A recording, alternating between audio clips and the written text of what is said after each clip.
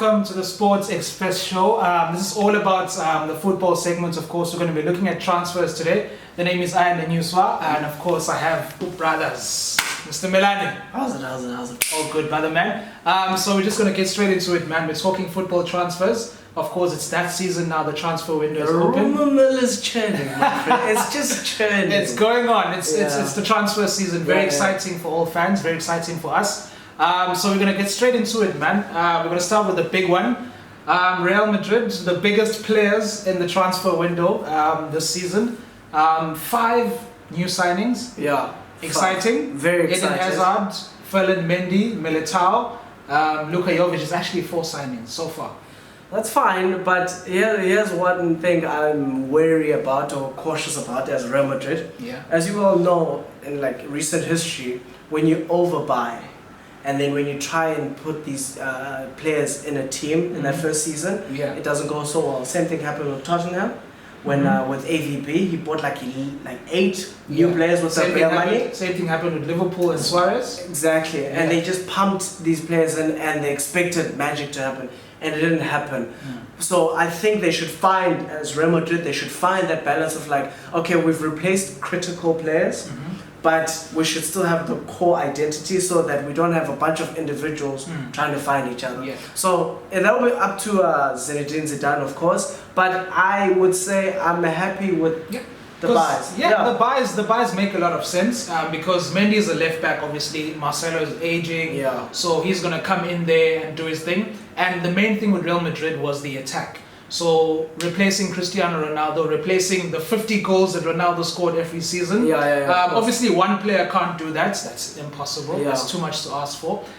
So they're looking at getting in a lot of guys. So Eden Hazard came in, Luka Jovic, with the guys who are already there at Real Madrid. I feel that they will reach that target of 50 to replace those 50 goals, because looking at Luka Jovic, absolute talent. Yes. We all know about Eden Hazard. We don't need to explain anything. Because people, as much as people know that Real Madrid lost Ronaldo, but they didn't take it into consideration that Real Madrid literally lost 50 goals for a season standard.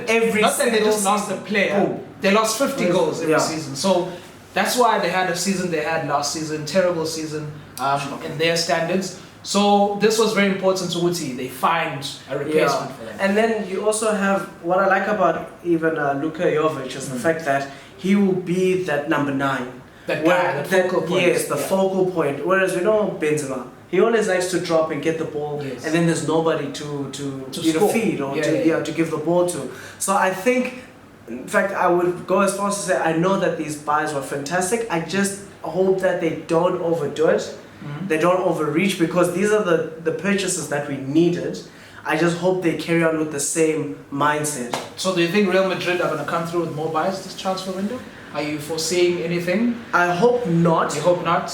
Everything is fine for now? For me, everything is... Okay, for me it's a little bit topsy-turvy, because it's like, just one more. Just one more. Who would that one more be? No, for me personally, it would be Mbappe. Kylian Mbappe from Paris Saint-Germain. Okay, do you think that's practical though? In terms of, you already bought Hazard and Jovic, so are you going to buy 3 top superstars in one transfer window? Yes. You think that's practical? I think it's never been done before. Yeah, I know, but we're at such a point where, as Real Madrid, yes, we support Real Madrid, guys, as you can tell. As Real Madrid, we've been getting battered, bro. We haven't won the league in a very long time. We haven't won the league, so we need to pump in as much as we can to get there. But my question now is buying Kylian Mbappe a bit too much, where the formation will get disjointed? I think money is obviously not an issue. I'm talking about it being an issue in terms of the players who are there already there in the squad, and bringing in another superstar. So will it disjoint the group? Will it help the group? I think it might. So that's where, in as much as I do want him, then you also have to think about that aspect of maybe not such a good buy now. Maybe let's just work with what we have now. But to answer your question, Kylian Mbappe, bro, I need that kid back. Oh, not back, but I need him at Real Madrid. Of course. But not Neymar. Yeah, so... Screw Neymar. Okay, we're gonna go into the transfer rumors now. We obviously like the rumor mill. Hey, it's trending. It's always going. So we're gonna go straight to Old Trafford in the Premier League. A lot of rumors happening at Manchester United. United haven't bought anyone as yet. Obviously, we know that Solskjaer is still building the side. A lot of rumors are coming out of Old Trafford. So the biggest one, obviously, is Paul Pogba.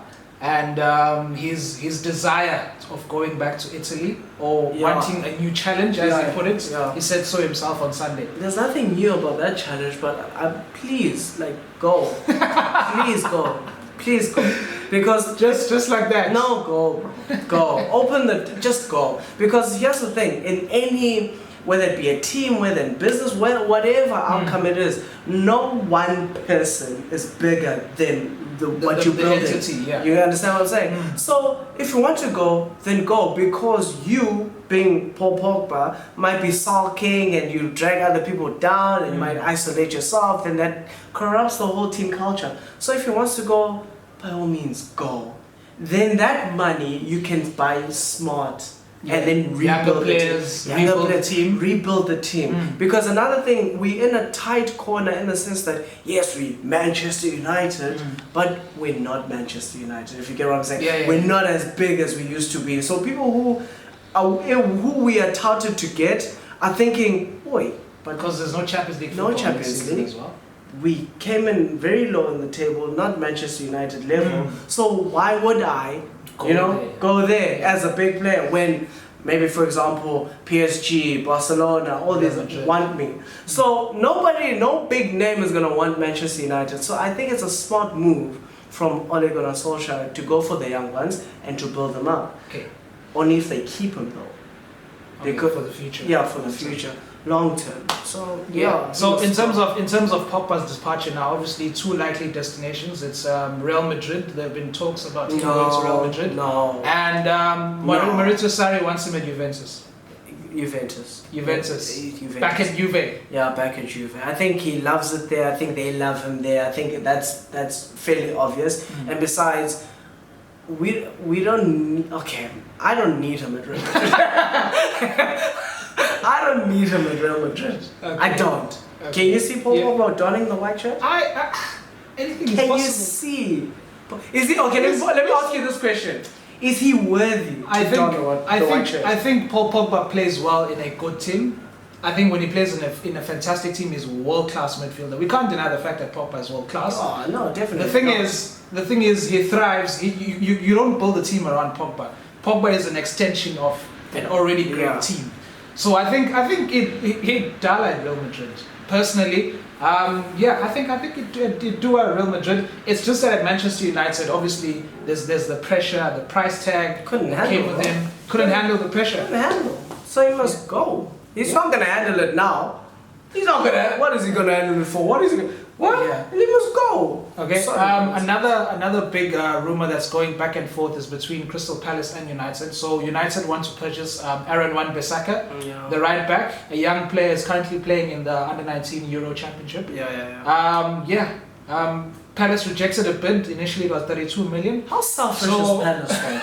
Like, how greedy are you? Like, why would you sell that easy? He's a promising youngster. But he's a youngster. He's a youngster, exactly. But you don't think about the young. No. You don't think about the young. Obviously, Palace are looking to cash in. You selfish bastards, Palace. You selfish bastards. No. Palace, so it went up. It was 30. Yeah. Then it went up to 40. Then it went up to 50? I think they're going to accept the 50. I think 50 is like the final thing. They're obviously trying to cash in on the boy. He's a very promising youngster, one for the future, especially for England as a national team. I think United are going to buy. They should buy him. We need to ship out the old toppies, Because you look at your current right back now is Ashley Young. Ashley Young is not forgetting the fact that he's terrible. He's in his late 30s. That's an understatement. You just made him look decent. Terrible. Oh my God. Sorry, carry on. So obviously there's a need for a right back at Manchester United. So it would make sense that they'd buy him as well. But my other question is now concerning Man U. Will they give him the backing? Will they give Ole Gunnar Solskjaer the money to go after everybody that he wants? Or will this be our main transfer that we'll do? Because that will be an absolute shame. There's also talk of a West Ham centre back, Diouf. Yes. United need their defence sorted out, essentially.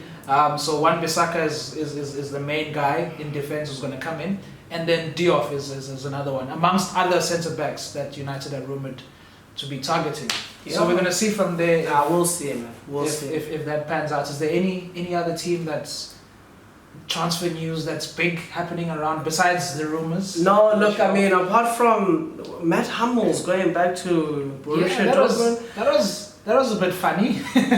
Funny, like, screw that guy, bro. Screw him. And I'll tell you what. Would you deem him to have failed at Bayern Munich? No, I wouldn't have deemed him to have failed. I think that'll be harsh. It'll be harsh. Fail? No. So it just didn't happen for him in the long term. It just didn't kick on as the way he would have wanted it to. Yeah. But fail, no. But screw him, bro. I'll tell you why. This guy, he was with Borussia Dortmund, and screw everybody that's gone to Bayern Munich from Borussia Dortmund actually. And I'll tell you why. Because the Borussia Dortmund have built them up to be promising superstars. In fact, not even promising. Superstars, you're right. They all left as superstars. They left as superstars, they go somewhere else, and they become super average. Not even super average. Gotsa. Kagawa. Okay, Kagawa is more decent. Yeah. But they go away, then the superstar status drops. It vanishes. It vanishes, and then they're like, oh, tails between their legs, let me go back home. Yeah. And I said, the way he left, for me personally, because at that time I was a big Borussia Dortmund fan, and I still am actually. The way he left was the way, it's like a child throwing their toys out the cot. Yeah. Like, I want to leave, I don't want to. That's not a nice thing. And that's not the way you go out. We get it. You are not going to stay at this club forever, but you don't do that. Yeah. You understand? So the way he left, for me, it just made everything sour, like, bitter taste. So him coming back is like, screw him, bro. Just throw him on the under 21s and he'll jolt it until he dies, bro. Because you don't stab you don't bite. I don't want to use this phrase, but I'll use it anyway for lack of a better term or phrase. You don't bite the hand that feeds you, bro. Yeah. Because they developed him, they made him a world-class defender. Then he throws his toys out the cot, then he forces a move, he goes out, and then next thing, he wants to come back. No, it doesn't work like that. But anyway, disappointing. It's very disappointing. Yeah, obviously the transfer window is going to close in August rather. So we're going to be having obviously more segments on that in the future. But for now, we're going to be wrapping it up, Mr. Milane. Yeah, no, that's basically it from us, guys. Please comment, please like, please subscribe, do all those wonderful things.